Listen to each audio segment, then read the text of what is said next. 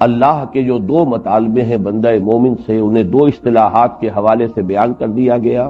ایمان لاؤ جیسے کہ ایمان کا حق ہے، اور جو کچھ ہم نے تمہیں دیا ہے اس میں سے ہمارے لیے لگا دو، کھپا دو۔ اور پھر یہ کہ اگر دونوں مطالبات کے ضمن میں کوئی ہچکچاہٹ ہے، کوئی کمی ہے، کوئی تقصیر ہے، تو ایک ایک آیت میں گرفت کی گئی، ملامت کے انداز میں، زجر کے انداز میں، ایک ایک آیت میں تشویق اور ترغیب اور حوصلہ افزائی کا انداز اختیار کیا۔ اگلی 4 آیات میں نقشہ کھینچا گیا میدان حشر کے اس مرحلے کا کہ جس میں ایک چھلنی لگائی جانی ہے، جو دنیا میں مسلمان سمجھے جاتے ہیں ان کے مابین ایک تقسیم اور تفریق کہ کون واقعتاً صاحب ایمان ہے، چاہے ان کے پاس ایمان کم ہو چاہے زیادہ، گہرائی زیادہ ہو یا کم، انٹینسٹی زیادہ ہو یا کم، جن کے پاس بھی کچھ بھی ایمان ہے انہیں وہاں ایک نور عطا ہوگا، اور اس نور کی مدد سے وہ جو سخت ترین مرحلہ ہے جسے ہم اپنے عام زبان میں پل صراط کہتے ہیں، وہ اس کو عبور کر جائیں گے اور جنت میں داخل ہو جائیں گے۔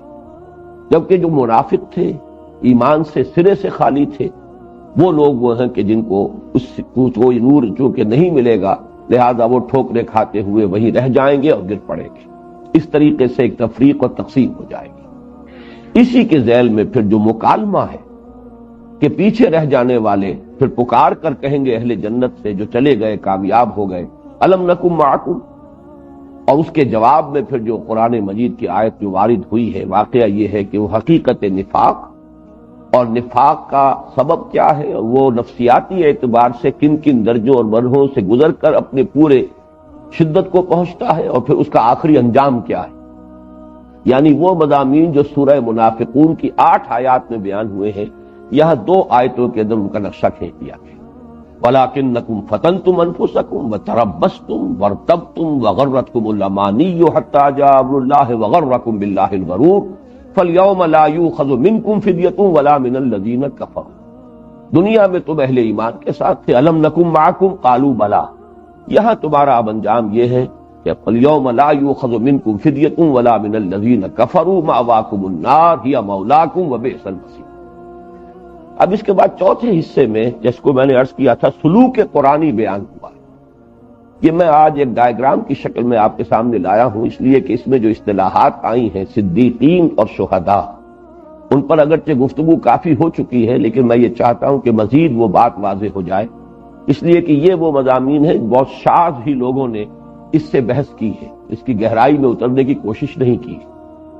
دیکھیے سلوک قرآنی سورہ حدید کی آیات 16 تا 19 کی روشنی میں، اب اس کو نیچے سے چلیے۔ آیت نمبر 16 اس کا حاصل کیا ہے؟ الم یعن للذین آمنوا ان تخشع قلوبهم لذکر اللہ وما نزل من الحق ولا یکونوا کالذین اوتوا الکتاب من قبل فطال علیہم الامد فقست قلوبهم وکثیر منهم فاسقون۔ نسلی، روایتی، غافل اور بے عمل مسلمانوں کو تنبیہ اور ملامت، بلکہ اس میں اضافہ کر لیجئے کہ خاص طور پر سابقہ امت کے انجام سے سبق حاصل کرنے کی ترغیب۔ یہ گویا کہ آیت نمبر 16 کا حاصل۔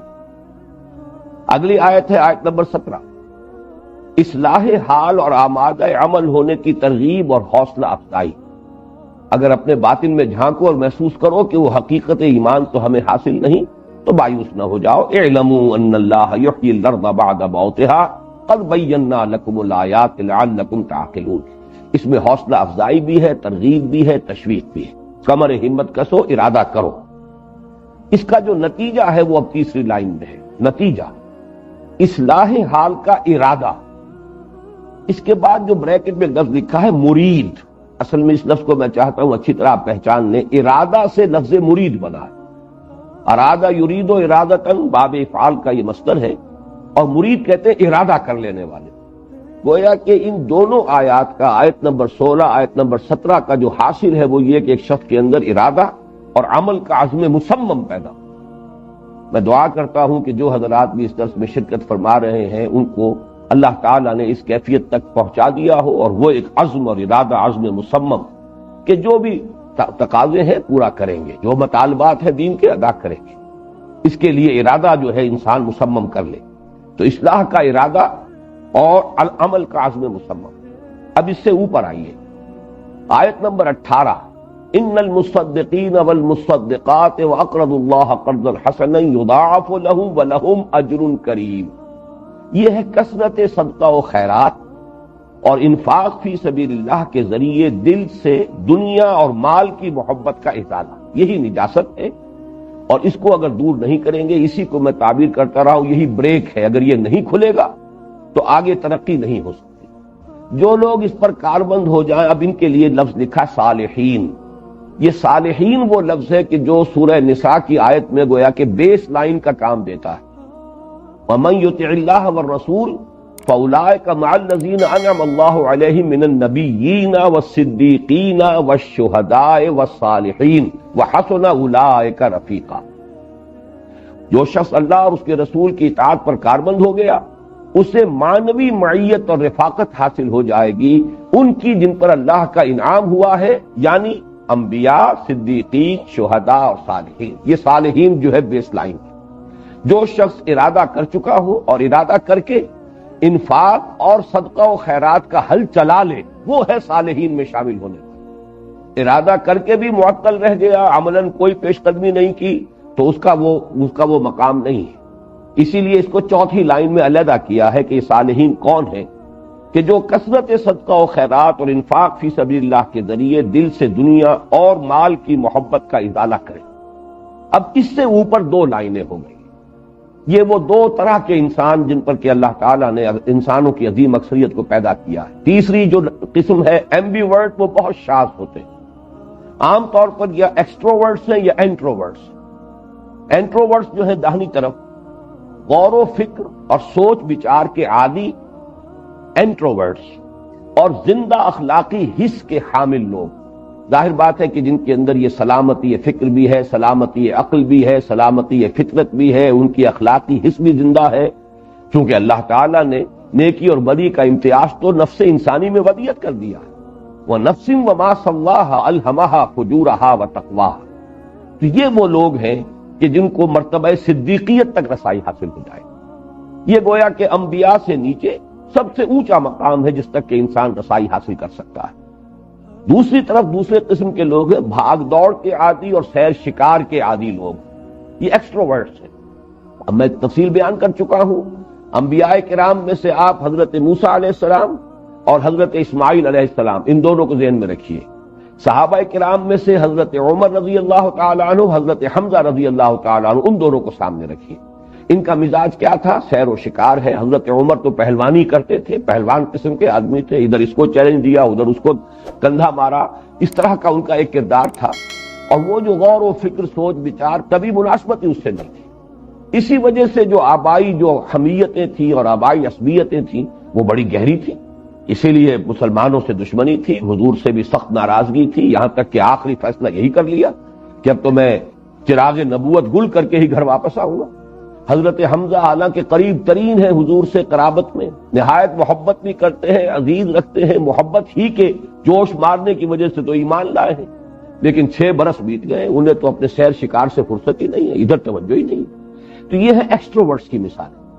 ادھر جو انٹروورٹس کی مثالیں میں نے آپ سے عرض کیا قرآن مجید میں، چونکہ حضرت ابراہیم علیہ السلام کا معاملہ آیا، غور و فکر، سوچ بچار. کذالک نری ابراہیم ملکوت السماوات والارض، آسمان اور زمین پر غور و فکر ہو رہا ہے، سوچ بچار ہے، اور پھر سلیم الفطرت ہے.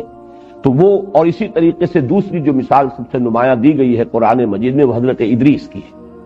اور ظاہر بات ہے کہ صحابہ کرام میں سے صدیق اکبر حضرت ابوبکر رضی اللہ تعالی عنہ اور حضرت عثمان رضی اللہ تعالی عنہ، اور خواتین میں حضرت خدیجہ الکبریٰ رضی اللہ تعالی عنہ، یہ وہ لوگ ہیں کہ جو صدیقیت کے مزاج کے حامل ہیں. تو یا تو پھر یہ ہے کہ صالحین کے بعد جو ارتقاء ہوگا، جو سلوک ہوگا، جو آگے انسان بڑھے گا، جو ترقی ہوگی، تو یہ استاد طبع کے اعتبار سے یہ دو لائنیں علیحدہ ہو جائیں گی. یہ نسبت واضح ہو گئی اس آیت کی کہ ان المصدقین والمصدقات واقرضوا اللہ قرضا حسنا یضاعف لهم ولهم اجر کریم. اس کے بعد اگرچہ یہاں لفظ ثم موجود نہیں ہے، لیکن میں سورہ بلد کے حوالے سے بتا چکا ہوں القرآن یفسر بعضہ بعضا، کہ ان دونوں کے درمیان محذوف سمجھیے، مقدر سمجھیے ثم. والذین آمنوا باللہ ورسلہ اولئک هم الصدیقون والشہداء عند ربہم. جب یہ کام کر کے لوگ آگے بڑھیں گے، بریک کھل جائے گا، ترقی ہوگی، ارتقاء ہوگا، جو اعلیٰ جو معیارات ہیں اور اعلیٰ جو بھی مقامات ہیں ان تک رسائی ہوگی، تو یا صدیقین کے مقام تک انسان پہنچ سکے گا اور یا شہداء کے مقام۔ البتہ اس کے اوپر کا جو معاملہ ہے وہ میں نے مزید واضح کیا ہے کہ نبوت اوپر ہے، رسالت نیچے ہے، کیونکہ میں انہی لوگوں سے متفق ہوں کہ جو یہ سمجھتے ہیں کہ نبوت کا رتبہ اونچا ہے رسالت سے، بئی معنی کہ نبوت یہ در حقیقت مقام عروج میں ہے اور رسالت مقام نزول میں ہے۔ نبوت کا رخ اللہ کی طرف ہے اور رسالت کا رخ جو ہے وہ بندوں کی طرف ہے۔ اس اعتبار سے میں نے نبوت کو اوپر رکھا ہے، رسالت کو نیچے۔ لیکن اصل میں یہ صدیقیت کی جو اصطلاح ہے یہ رسالت ہی کے لفظ کے حوالے سے واضح ہوتی ہے، یعنی جیسے ہی رسول کی دعوت کسی صدیق، جو صدیق کا مزاج رکھنے والا انسان ہے، اس کے کان میں جیسے ہی رسول کی آواز پہنچے گی فوراً لبیک کہے گا، اسے کوئی دیر نہیں لگے گی، اس لیے کہ اس کی سلامتی عقل، سلامتی فطرت، وہ خود پہلے سے گویا کہ تیار ہے۔ میں تو اس کی مثال دیا کرتا ہوں جیسے کوئی شخص وضو کر کے گھر میں بیٹھا ہو کہ اذان کی آواز آئے اور نکلیں گے اور مسجد کا رخ اختیار کریں گے، بالکل اس طرح کی آمادگی پہلے سے موجود ہوتی ہے۔ یہ صدیقین ہے۔ لیکن پھر یہ ہے کہ اگرچہ رتبے میں نے صدیقیت سے نیچے رکھا ہے شہادت کو، یہ لوگ جو ہیں دوسری قسم کے لوگ، انہیں دیر تو لگ جائے گی، 6 سال تو لگ گئے حضرت عمر کو بھی، حضرت حمزہ کو بھی، لیکن چونکہ وہ فعال قسم کے لوگ تھے، طاقتور قسم کے لوگ تھے، قوی قسم کے لوگ تھے، ان کی ہیبت تھی، لہذا یہ کہ ان سے تقویت حاصل ہوئی مسلمانوں کو۔ حالانکہ اس سے پہلے صدیقین ہی کی جماعت تھی جو اتنی جلدی حضور پر ایمان لائی ہے، لیکن ان کا اس اعتبار سے وہ مقام نہیں ہوتا۔ یہ لوگ پھر آگے نکل جاتے اپنی فعالیت کی وجہ سے، ان کے اپنی شخصیت کا جو بھی خاص ایک مزاج ہے اس کے اعتبار سے وہ چونکہ قوی ہوتے ہیں، لہذا حضرت عمر، حضرت حمزہ کے ایمان لانے کے بعد پھر یہ ہوا ہے کہ پھر مسلمان جا کر دھڑلے کے ساتھ اور کھلم کھلا پھر حرم میں نمازیں پڑھنے لگے۔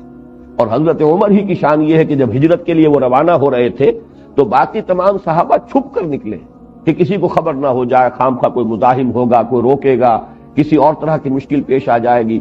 حضرت عمر نے حرم میں آ کے 2 رکعت نماز پڑھی سب کے سامنے اور اعلان کیا کہ میں ہجرت کر رہا ہوں، میں جا رہا ہوں، اور جس کسی کا ارادہ ہو کہ اس کی ماں اسے روئے وہ آ جائے اور میرا مقابلہ کر لے اور میرا راستہ روکے۔ یہ شان ہے حضرت عمر کی رضی اللہ تعالیٰ۔ یہ الفاظ کہہ کے دھڑلے کے ساتھ ڈنکے کی چوٹ ہجرت کے لیے روانہ۔ تو یہ لوگ پھر ظاہر بات ہے کہ جو رسالت کا اصل منصب ہے، یعنی دین کی جد و جہد، دین کو قائم کرنے کی سعی، اس میں یہ لوگ پھر نمایاں ہو جاتے ہیں، یہ آگے نکلتے ہیں۔ پھر حضرت حمزہ کا جو مقام ہے غزوہ بدر میں جو ظاہر ہو رہا ہے، پھر جو ان کی شان ہے حضرت عمر فاروق کی رضی اللہ تعالی عنہ، تو وہ زیادہ نمایاں ہو جائیں گے۔ حضرت ابوبکر کے بارے میں آپ کو سننے میں نہیں آئے گا کہ کسی کے ساتھ اس طرح کا مقابلہ ہوا ہو دو بدو، اگرچہ وہ بات تو آتی ہے کہ بیٹے نے جب کہا، عبد الرحمن نے، جو ابھی تک ایمان نہیں لائے تھے بعد میں ایمان لائے ہیں، کہ ابا جان آپ میری زد میں آ گئے تھے غزوہ بدر میں، لیکن یہ کہ میں نے آپ کی رعایت کی ہے۔ تو باپ نے جواب دیا حضرت ابوبکر نے رضی اللہ تعالیٰ عنہ، بیٹے یہ اس لیے کہ تم باطل کے لیے جنگ کر رہے تھے، خدا کی قسم اگر کہیں میری زد میں تم آ گئے ہوتے تو میں کبھی نہ چھوڑ۔ لیکن یہ کہ وہ معاملہ جیسے حضور صلی اللہ علیہ وسلم کے ساتھ یہ مسئلہ کہ آپ نے دو بدو کسی کے ساتھ مقابلہ کیا، یہ اپنی اپنی جگہ پر ایک مزاج ہے، لیکن یہ کہ مقام اور مرتبہ جو حضور کا ہے اس کے ساتھ بالکل ملحق مرتبہ جو اور مقام جو حضرت ابوبکر صدیق کا ہے۔ تو اوپر سے جب ہم چلتے ہیں تو اولئک مع الذین انعم اللہ علیہم من النبیین والصدیقین والشہداء والصالحین۔ اب یہ آیت جو ہے پوری طریقے سے آپ کے سامنے واضح ہو گئی۔ البتہ اس میں 2 باتیں ابھی اور سمجھ لیجئے۔ ایک تو وہ جو میں نے یہ جو ڈاٹڈ لائنز کے ساتھ نسبت ظاہر کی ہے، یہ ہے وہ صدیق النبی یا رسول النبی۔ ظاہر بات ہے کہ اللہ تعالیٰ جب بھی اپنے بندوں کا انتخاب فرماتا تھا نبوت کے لیے، اس لیے کہ یہی لفظ قرآن مجید میں آیا ہے، ان اللہ اصطفیٰ آدم ونوحا وآل ابراہیم وآل عمران علی العالمین۔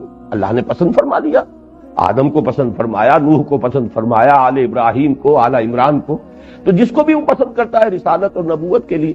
اللہ یصطفی من الملائکۃ رسلا ومن الناس، تو ظاہر بات ہے انسانوں ہی میں سے لینے ہیں، اور انسانوں میں اس نے عام طور پر یہ 2 مزاج بنائے ہیں، یا وہ مزاج ہوگا کہ جس کی مناسبت صدیقیت کے ساتھ ہے، یا وہ مزاج ہوگا جس کی مناسبت جو ہے وہ شہادت کے ساتھ ہے۔ تو حضرت ابراہیم علیہ الصلوۃ والسلام، حضرت ادریس علیہ الصلوۃ والسلام، ان دونوں کے بارے میں قرآن نے سورہ مریم میں الفاظ استعمال کیے، انہ کان صدیقا نبیا، اور یہ نسبت میں نبوت کی طرف قائم کر رہا ہوں، رسالت کی طرف نہیں۔ رسالت کے اعتبار سے تو دعوت کے قبول کرنے میں صدیقین اور شہداء میں یہ فرق ہوگا. داعی کی حیثیت سے تو رسول سامنے آئے گا، تو داعی کا معاملہ جو ہے رسالت کے ساتھ متعلق ہے، اور رسول کی دعوت کے رد عمل کے اعتبار سے فرق یہ ہوگا کہ صدیق کو قبول کرنے میں دیر لگے ہی کہ نہیں، وہ تو جیسے کہ پہلے ہی سے منتظر تھے، جبکہ شہداء کو وقت لگے گا، دیر لگے گی، اس لیے کہ ان کی توجہ ہی ادھر نہیں. لیکن یہ کہ نبوت کے ساتھ نسبت کیا ہے کہ اللہ تعالیٰ نے چنا ہے جن انسانوں کو شرف نبوت کے لیے، تو ظاہر بات ہے وہ یا پھر اس صدیقی مزاج والے لوگ تھے اور یا وہ جو شہیدی مزاج ہے اس کے لوگ تھے. تو دوسروں کو کہا گیا رسول النبیہ، بس چونکہ یہ رسالت کی نسبت زیادہ ہے شہادت کے ساتھ، اس لیے وہاں پر وہ لفظ رسول النبیہ آ گیا. اس لیے یہ ڈاٹڈ لائن میں نے پہنچائی ہے رسول النبیہ والی رسالت تک، اور پھر رسالت سے وہ ڈاٹ جو ہے آگے جا رہا ہے نبوت تک. گویا کہ اس مرتبے سے ہو کر یہ مرتبہ نبوت پر فائز ہوئے ہیں، جبکہ صدیقین جو ہے وہ گویا کہ براہ راست آ گئے. ایک بات اور سمجھ لیجئے، پھر یہ گفتگو میں کلوز کرتا ہوں، اور وہ یہ کہ اوپر والا درجہ جو ہے جس کا بھی ہے، نیچے والے تمام اوصاف اس میں بتمام و کمال لازماً موجود. یہ بات اچھی طرح سمجھ لیجئے، صدیق کا اپنا مزاج تو وہ ہے جو میں بیان کر چکا ہوں، لیکن عزم، ارادہ، اس کے اعتبار سے اس کے اندر پوری شخصیت جو ہے شہداء والی وہ بھی پوری موجود ہے. اس کا ظہور ہوا ہے کہ جو حضرت ابوبکر کے دور خلافت میں ہوا، ورنہ یہ کہ حضور صلی اللہ علیہ وسلم کی حیات طیبہ تک اور حضرت ابوبکر کا جو مزاج سامنے تھا، نہایت رقیق القلب نحیف الجثہ، وہ کو اس طرح کے انسان محسوس ہوتے ہی نہیں تھے. لیکن یہ کہ جیسا کہ آپ نے دیکھا کہ اس کے بعد جب ذمہ داری کا بوجھ آیا ہے ابوبکر صدیق کے کندھوں پر، تو حالانکہ نہایت کریٹیکل حالات تھے، اس لیے کہ ایک مرتبہ تو دارالاسلام جو ہے وہ در حقیقت 2 شہروں تک محدود ہو کر رہ گیا. اتنی بڑی بغاوت تھی، ظہر الفساد فی البر والبحر کی کیفیت یہ تھی. اتنے تو مدعیان نبوت کھڑے ہو گئے، لاکھوں آدمی ان کے ساتھ ہو گئے، مسیلمہ کذاب کے ساتھ لاکھوں آدمی تھے. جنگ یمامہ میں کئی 100 حفاظ شہید ہو گئے. تبھی تو پھر تشویش ہوئی کہ اگر اس طریقے سے یہ حفاظ جو ہے صحابہ کرام میں سے جنہوں نے قرآن مجید پورا حفظ کیا ہوا تھا، اگر وہ اس طرح شہید ہوئے تو کہیں قرآن مجید گم نہ ہو جائے، جب تک کہ اس کو اب ہم کتابی شکل میں مرتب نہ کر لیں. ورنہ یہ ہے کہ یہ معاملہ ہوا ایک جنگ کے اندر. اور پھر یہ کہ مانعین زکوٰۃ کا معاملہ، تو معلوم ہوتا ہے کہ ہر ریولوشن کے بعد جو آیا کرتا ہے معاملہ، ایک مرحلہ لازماً آتا ہے کاؤنٹر ریولوشن. حضور کی حیات طیبہ کے آخری دور میں ریولوشن کی تکمیل ہو گئی. ریولوشن کی تکمیل کے مرحلے پر جو قوت ہوتی ہیں، مخالف قوتیں، جب وہ دیکھتی ہیں کہ اب ہم بے بس ہو چکے ہیں، اب ہمارے بس میں کچھ نہیں ہے، تو پھر وہ دبک جایا کرتے ہیں، منتظر رہتے ہیں کہ پھر کوئی موقع آئے گا تو پھر ہم کو اقدام کریں گے. چنانچہ باطل قوتیں اس وقت دبک گئیں. اس کے بعد جیسے ہی حضور کا انتقال ہوا، اب ظاہر بات ہے کہ اس وقت مسلمانوں کا مورال جو ہے وہ کچھ نہ کچھ کم ہو گیا ہے، صدمے سے، غم سے نڈھال ہے. اب آپ نے دیکھا کہ ایک دم مانعین زکوٰۃ بھی آ گئے، اور ادھر سے جو ہے مدعیان نبوت کھڑے ہو گئے، اور دارالاسلام تو یوں سمجھیے اسلامی ریاست مکے اور مدینے تک محدود ہو کر رہ گئی تقریباً. یہ سارا ریکلیم کیا ہے حضرت ابوبکر صدیق رضی اللہ تعالیٰ، اور جس آئرن ول کے ساتھ کیا، جس یوں سمجھیے کوہ ہمالیہ جیسے عظیمت کے ساتھ کیا، کہ حضرت عمر بھی مشورہ دے رہے ہیں کہ مصلحت کو ذرا پیش نظر رکھیے. آپ یہ جو پے بپے محاذ کھولتے چلے جا رہے ہیں، آپ نے جیش اسامہ کو بھی نہیں روکا. لوگوں نے کہا بھی کہ اب ظاہر بات ہے کہ یہ معاملہ ہو چکا ہے، حضور کا انتقال ہو گیا ہے، اب یہ لشکر نہ بھیجا جائے. فرمایا نہیں، جس لشکر کی تیاری محمد الرسول اللہ نے کی ہو اور میں اس کو روک دوں، جیش جائے گا. جیش اسامہ روانہ کر دیا گیا.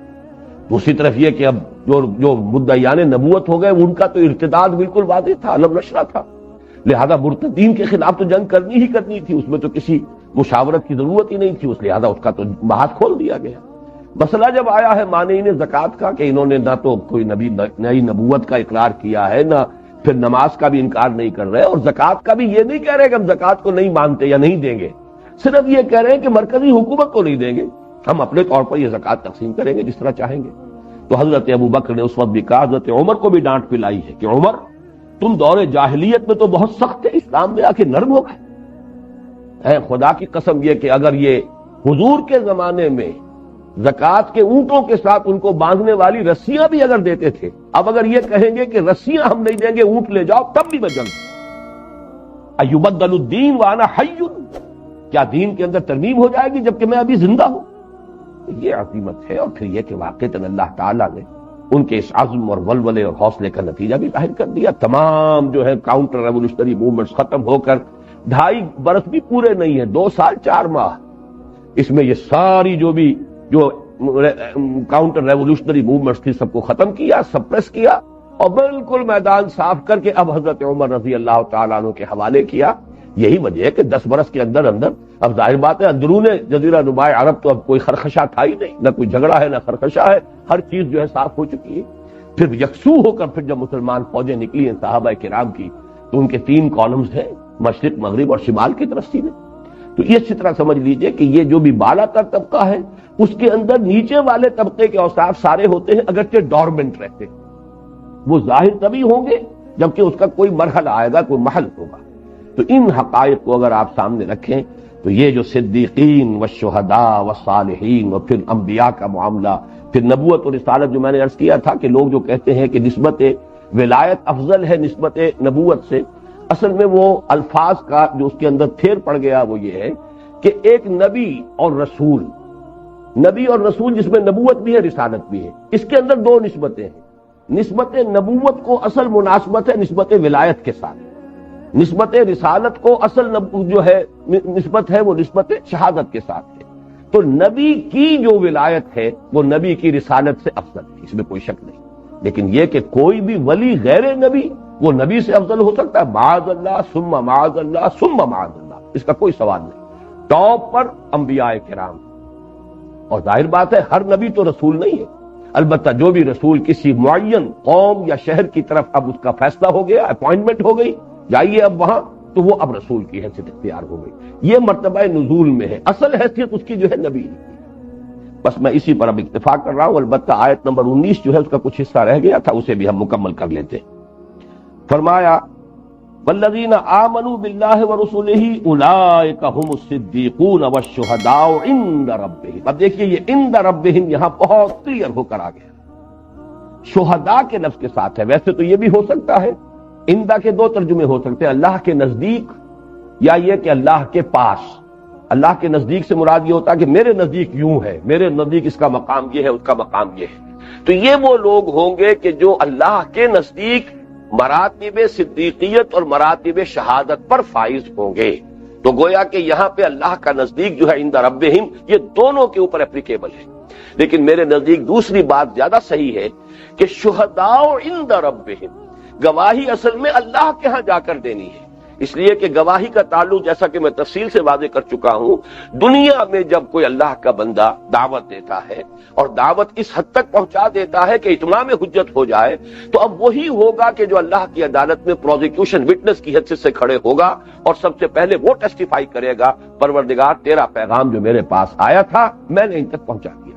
شہداء عند ربہم، وہ عدالت خداوندی میں، عدالت اخروی میں، اللہ کے ہاں محاسبہ اخروی کے وقت وہ ہوں گے سرکاری گواہ، وہ ہوں گے اللہ کی طرف سے حجت قائم کرنے والے، جو ہماری ہاں کی عدالتی اصطلاح میں آپ کہتے ہیں پروزیکیوشن کے وکلاء بھی ہوتے ہیں، پروزیکیوشن انسپیکٹرز ہوتے ہیں، پروزیکیوشن وٹنسز ہوتے ہیں. اس لیے کہ سب سے پہلے تو عدالت میں کسی بھی ملزم کے اوپر، جس کو ملزم کہنا چاہیے، ملزم کے معنی ہوں گے الزام دینے والا، وہ ہے پروزیکیوٹر.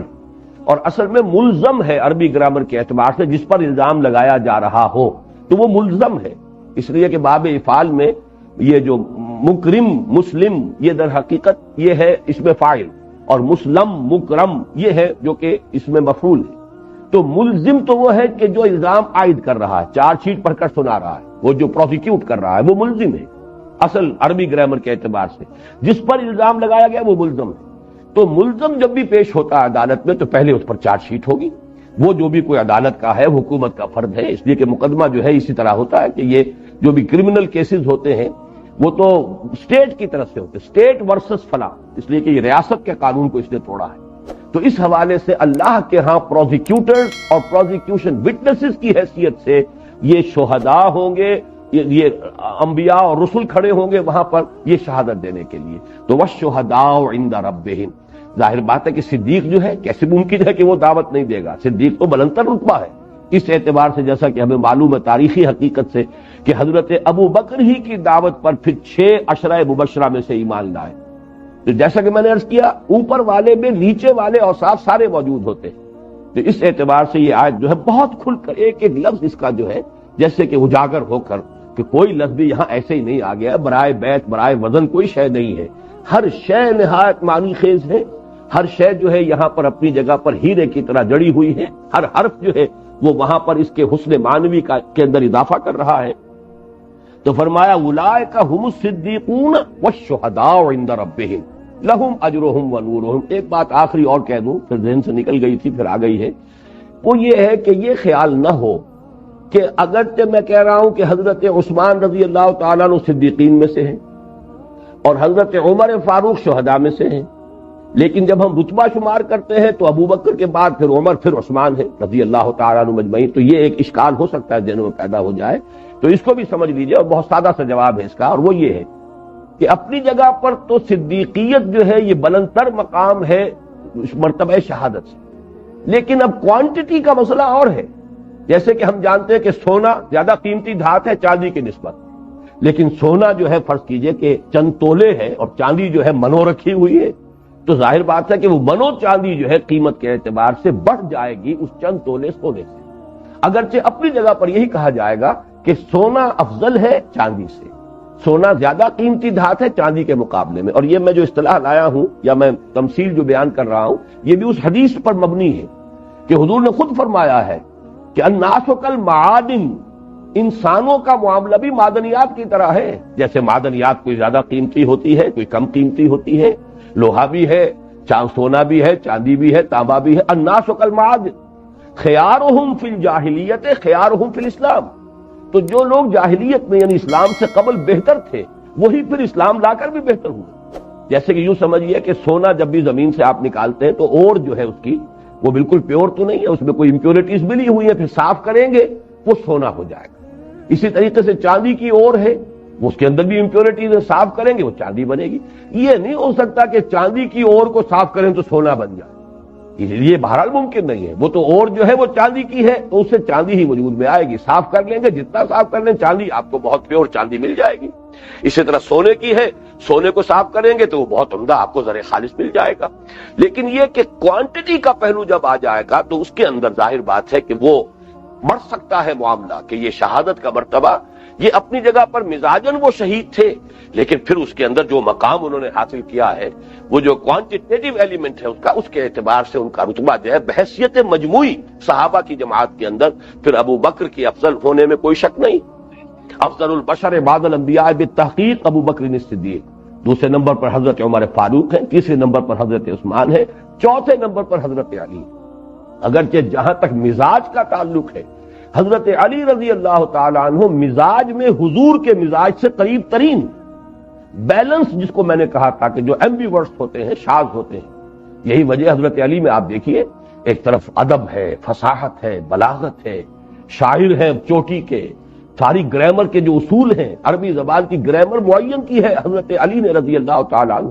ان کے خطبات دیکھیے، ان کے یہ جو نہج البلاغہ میں اگرچہ یہ ہم سمجھتے ہیں کہ بہت سی چیزیں اس میں جھوٹی بھی شامل کر دی گئی ہیں، لیکن کون انکار کر سکتا ہے حضرت عمر رضی اللہ تعالیٰ عنہ کی فصاحت اور بلاغت اور علم میں ان کا درجہ، فقہائے صحابہ میں جو چوٹی کے فقہائے صحابہ ہیں ان میں وہ ہیں، دوسری طرف مرد میدان ہے، حضرت علی جو ہے وہ تلوار کے دھنی ہے، عمرو ابن عبد ود جو ہے جو غزوہ احزاب میں آیا ہے، جس نے جب چیلنج تھرو کیا ہے تو وہاں کسی کو ہمت نہیں ہو رہی تھی سامنے جانے کی، اس لیے کہ کہا یہ جاتا تھا کہ یہ 100 آدمیوں کے برابر جو ہے قوت رکھنے والا شخص ہے، حالانکہ بہت بوڑھا تھا، لیکن یہ کہ اتنا جری اور اتنا قوی الہیکل شخص تھا کہ اس کا مقابلہ کرنے کے بھی حضرت علی میدان میں آئے اور وہ ہنسا ہے۔ جب حضرت علی سے اس نے کہا کہ کوئی اگر خواہش ہے تو بیان کرو، تو انہوں نے یہی کہا ہے کہ میری خواہش یہ ہے، مجھے اب پوری طرح یاد تو نہیں آ رہا، لیکن یہ کہ یا تو تم میرے ہاتھوں جہنم پہنچو اور یا تم مجھے جنت میں پہنچا دو، تو کوئی اس طرح کے الفاظ تھے، اس پر وہ ہنسا ہے، نہیں بلکہ یہ تھا کہ پھر آؤ اور مجھ سے مقابلہ کرو۔ تو وہ ہنسا ہے کہ میں نے آج تک اپنی پوری زندگی میں کسی شخص کو نہیں دیکھا جو مجھے مقابلے کی دعوت دے رہا۔ بہرحال حضرت علی رضی اللہ تعالیٰ عنہ پھر جیسے کہ آپ کو معلوم فاتح خیبر ہیں، حضور صلی اللہ علیہ وسلم نے جو اس روز اعلان کیا تھا کہ کسی کے ہاتھوں بھی وہ قلعہ فتح نہیں ہو رہا تھا، پھر حضرت علی کے ہاتھوں فتح ہوا ہے۔ تو یہ جو کمبینیشن ہے، ایک طرف مرد میدان ہونے کی، شجاعت کی، بہادری کی، دوسری طرف یہ کہ ادیب ہیں، فصاحت و بلاغت، ادبیت اور اسی طریقے سے شعر اس کے اندر بھی وہ سمجھیے کہ چوٹی کے آدمی ہیں صحابہ کرام میں. تو یہ جامعیت کبریٰ جو ہے صحابہ کرام میں میرے نزدیک وہ حضرت علی کو حاصل، اس میں کوئی شک نہیں. لیکن جب ہم آپ صحابہ کے اندر جب کریں گے صف بندی اور درجہ بندی، تو جیسا کہ میں نے اس سے پہلے عرض کیا تھا ایک موقع پر، حضرت علی تو ہے ہی صف دوم کے آدمی. اس کو بات جو ہے میں اچھی طرح چاہتا ہوں کہ واضح کر دوں کیوں ہے صف دوم کے آدمی. ایک ہوتے ہیں کسی شخص کے ہم عمر قسم کے لوگ، اس کے ساتھی، جس کو کہا جائے یہ اس کے ساتھی ہیں. حضرت علی رضی اللہ تعالیٰ عنہ تو گویا کہ حضور کی گود میں پلے ہیں، جیسے بچے ہوتے ہیں اپنے گھر کے بچے. اب ظاہر بات ہے کہ ایک کسی شخص کے جو بھی کسی بڑے مشن کو لے کر اٹھا ہو، ایک اس کے ساتھی ہیں، اس کے جو برابر کے ہیں، اس کی عمر کے حوالے سے بھی، تو ان کو ہم کہتے ہیں کہ وہ ان کے اعوان و انصار ہیں. لیکن حضرت علی گھر کا ایک چھوٹا جیسے ہوتا ہے، اپنے گھر میں پلا ہے، بڑھا ہے. یہ بھی اپنی جگہ پر واضح ہے کہ تربیت محمدی صلی اللہ علیہ وسلم کا شاہکار یقیناً حضرت علی ہے. اس لیے کہ جس قدر صحبت اور جتنی بھی حضور کی تربیت اور تعلیم سے جتنا حصہ حاصل کرنے کا موقع حضرت علی کو ملا ہے، ظاہر بات ہے کسی اور کے لیے امکان ہی نہیں. جو گھر ہی میں رہ رہا ہے، وہیں پلا بڑھا ہے، حضور کی گود میں کھیلتا رہا ہو، حضور کے اپنے ہاتھوں جو ہے جس کی پرورش ہوئی ہو، اس کا مقام اور ہوگا. لیکن وہ جو ساتھی تھے حضور کے، جو دست و بازو تھے، جو اعوان و انصار تھے، جو آپ کے ہم عمر تھے، آس پاس تھے، ان کی صف ہی علیحدہ. اس اعتبار سے جو ان کے درمیان کو تقابل کرنے کی کوشش کرتے ہیں میرے نزدیک، جس کو ہم کہتے ہیں قیاس مع الفارق، بنیادی فرق ہے چیزوں میں وہاں ہونا چاہیے کہیں جو بھی موازنہ کیا جائے یا مقابلہ کیا جائے جہاں نوعیت ایک، نوعیت ہی مختلف ہو تو اس میں موازنہ کیا. تو حضرت علی رضی اللہ تعالی، البتہ جیسا کہ میں نے آپ سے کہا مزاج کے اعتبار سے ایمبی ورڈ جیسے حضور ہے صلی اللہ علیہ وسلم، میرے نزدیک تو کامل ایمبی ورڈ کہ ایک طرف قواعد ذہنی و فکری بھی انتہا پر ہیں اور دوسری طرف قواعد عملی جو ہے وہ بھی انتہا پر ہے.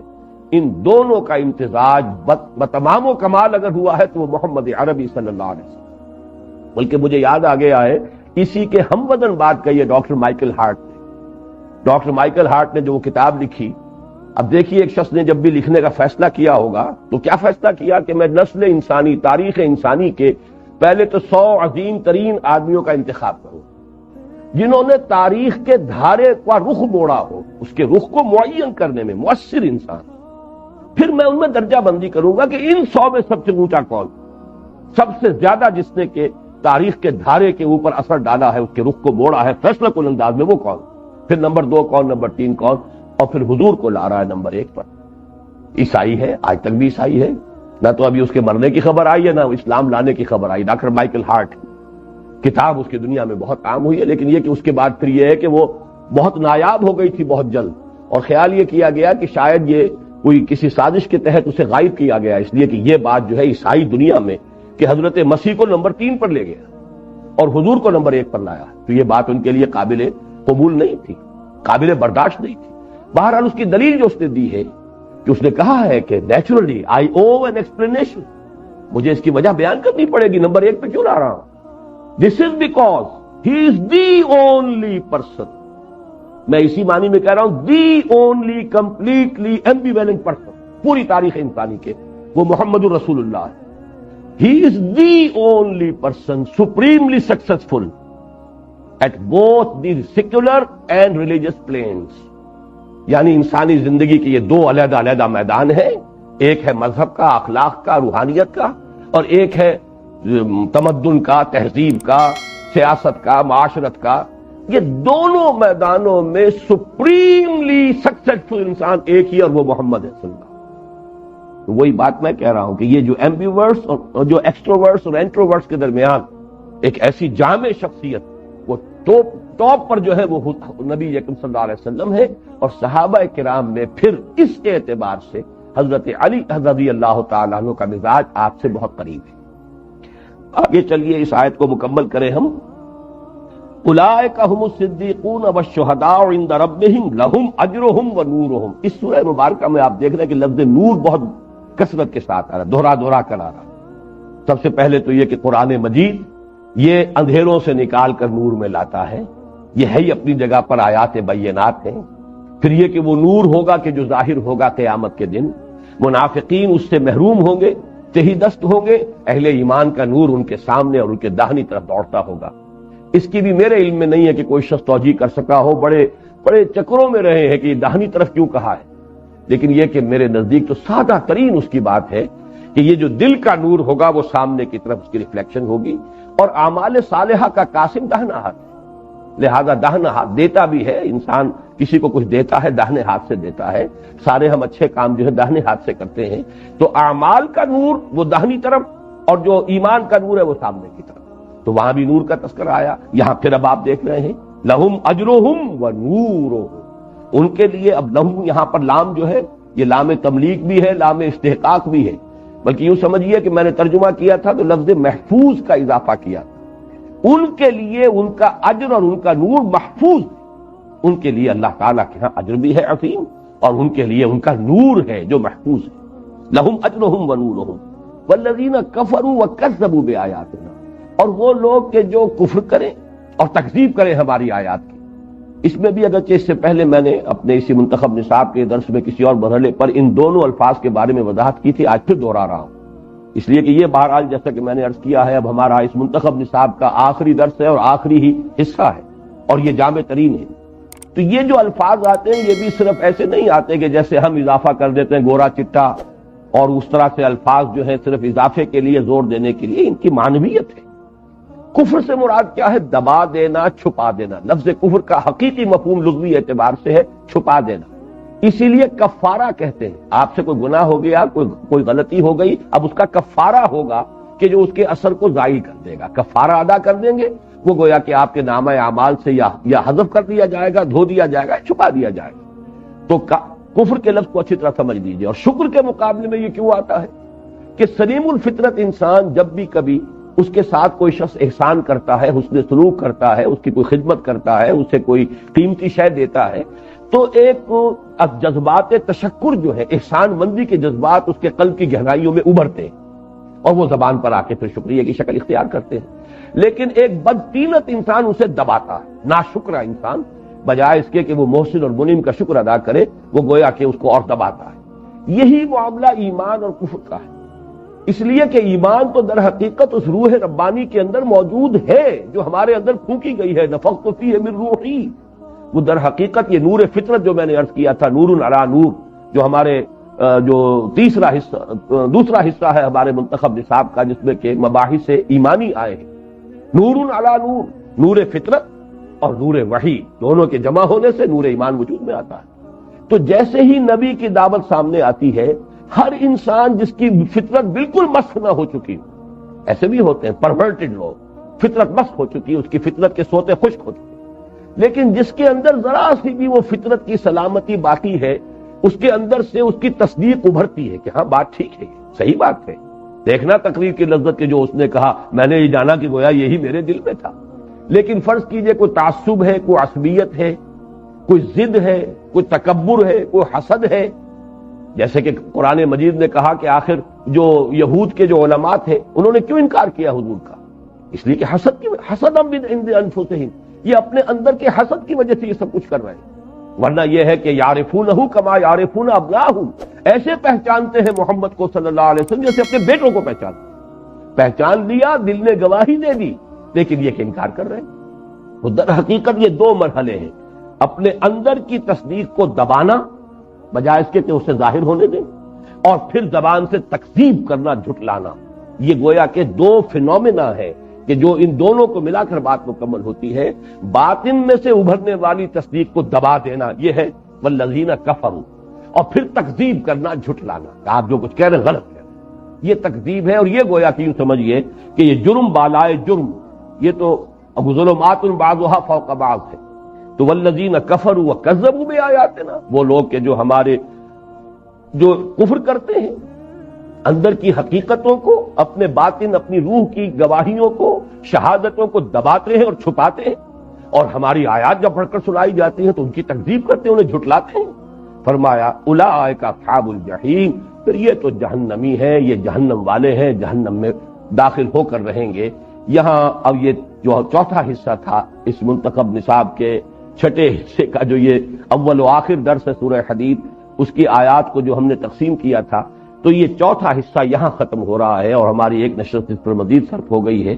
لیکن میں چاہتا تھا کہ یہ جو مضامین ہیں صدیقیت اور شہداء کا مرتبہ و منصب کیا ہے، اس آیت مبارکہ کے اندر جو بہت سے اشکالات پیدا ہو گئے جن کا کہ حل جو ہے تلاش کرنا مفسرین کو جب آپ دیکھیں گے مختلف، تو آپ دیکھیں گے کہ کس طرح سے وہ مختلف بحثوں کے اندر الجھ کر رہ گئے ہیں صرف دو چیزوں کی وجہ سے۔ ایک تو یہ کہ یہ آیت نمبر 18-19 کے درمیان لنک جو ہے لفظی طور پر موجود نہیں ہے، ثم کا ہوتا تو بات بالکل واضح ہو جاتی۔ دوسرے یہ کہ لفظ شہید کا ایک ہی تصور ذہن میں بیٹھا ہوا ہے، اور وہ یہ ہے کہ جو بھی اللہ کی راہ میں جو قتل ہو جائے وہ شہید ہے، حالانکہ میں وضاحت سے عرض کر چکا ہوں کہ اس معنی میں قرآن مجید میں یہ بھی کہہ سکتا ہوں کہ یہ لفظ آیا ہی نہیں، لیکن یہ کہ ایک مقام صرف ہے سورہ آل عمران کا جہاں وہ معنی لیے جا سکتے ہیں، وہاں پر بھی دوسرا مفہوم بھی گویا کہ مراد ہو سکتا ہے، لیکن مقتول فی سبیل اللہ بھی مراد لیا جا سکتا ہے۔ البتہ حدیث میں یہ لفظ اس معنی میں آیا ہے، لیکن یہ کہ کچھ چیزیں ایسی ہو گئی ہیں ہمارے ہاں کہ ان کا غلبہ اس طرح کا ہو جاتا ہے کہ جو اس کی اصل حقیقت ہے وہ اس کے پیچھے محجوب ہو جاتی ہے، وہ پردے میں آ جاتی ہے، اس کی طرف توجہ نہیں ہوتی۔ بارک اللہ لی ولکم فی القرآن العظیم ونفعنی وإیاکم بالآیات